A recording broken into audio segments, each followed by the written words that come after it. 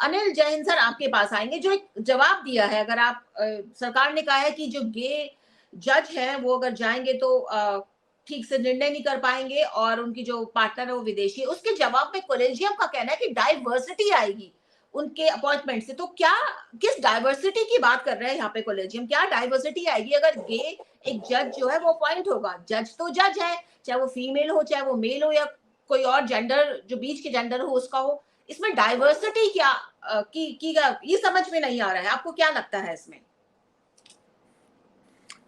अनुज जी देखिए, ऐसा जहां तक डाइवर्सिटी की बात है जी जी तो ये हमारा देश ही यूनिटी इन डाइवर्सिटी है। लेकिन यहाँ इतनी डाइवर्सिटी है, उसको आप शामिल करने लगेंगे तो मेरे ख्याल सुप्रीम कोर्ट को आप 10,000 जज बनाने पड़ेंगे। ठीक है।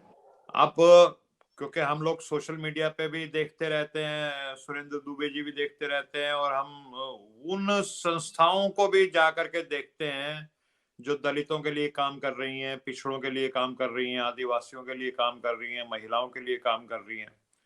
तो वहां एक बहुत बड़ा प्रश्न उठता है कि भाई सुप्रीम कोर्ट के इतने जज हैं, इसमें जो ओबीसी हैं 52% उनका प्रतिनिधित्व नहीं है, जो दलित आदिवासी हैं 22, 23, 24% उनका प्रतिनिधित्व नहीं है। तो जी जी इतनी बड़ी संख्या में जो लोग हैं, ओबीसीज और दलित और आदिवासी, उनका प्रतिनिधित्व नहीं है। तो आप देखिए, ये जो तर्क है कि डाइवर्सिटी के लिए इसको बनाना है, वो मुझे नहीं जमीन पे उतरता। लेकिन ये तर्क कि इसको इसलिए नहीं बनाना, वो भी गलत है।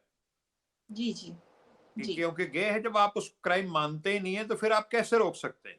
जब आपका जी जी कानून ऐसा बन गया जिसमें गे होना कोई क्रिमिनल एक्ट नहीं है।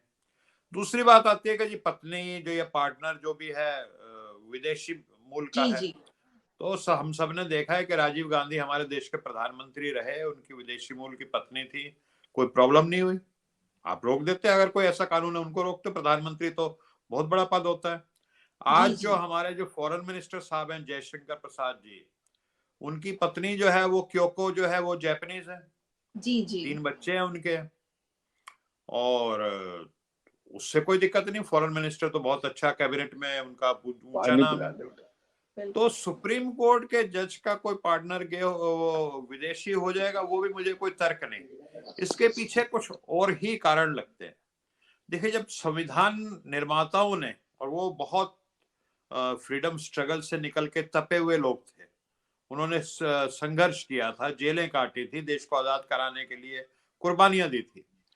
तो वो चाह, उनका एक सपना था कि कैसे देश बनाना है। उन्होंने संविधान बनाया, और उसके लिए संविधान बनाने में जो संविधान सभा थी, उन्होंने और देशों के भी संविधानों का अध्ययन किया, और ब्रिटिश कॉन्स्टिट्यूशन का भी अध्ययन किया, फ्रेंच का भी किया।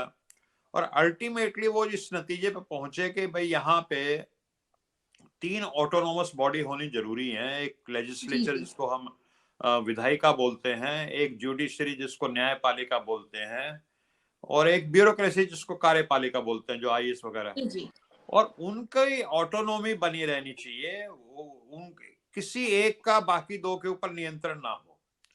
आज जो हम चीज देखते हैं वो ये है कि आज कहीं ना कहीं नियंत्रण करने का प्रयास चल रहा है, और ब्यूरोक्रेसी काफी हद तक नियंत्रित हो चुकी है। जी जो जी और संस्थान है देश में, जो जिनको ऑटोनॉमी होनी चाहिए, सीबीआई है, ईडी है, सुप्रीम कोर्ट है, उनको भी कहीं ना कहीं ऐसा लगता है कि नियंत्रित करने का प्रयास होता है। जी आप हमसे जुड़े रहने के लिए सब्सक्राइब करें YouTube पर, फॉलो करें ट्विटर पर और लाइक करें Facebook पर।